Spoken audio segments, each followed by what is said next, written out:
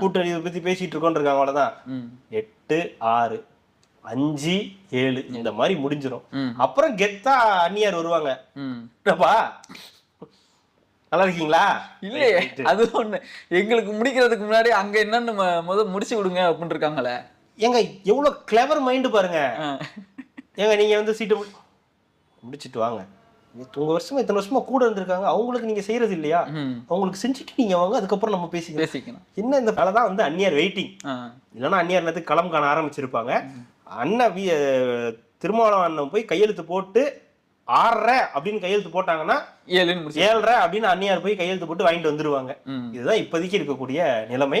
அந்த அதாவது இந்த சொல்லுவான்ல, இந்த சமுத்திரக்கனி சொல்லுவார்ல, வேலையில்லா பட்டதாரியில, 10 வருஷத்துக்கு முன்னாடி நான் இந்த பாலோட இந்த வீட்டுல இருந்து பார்த்தேன்.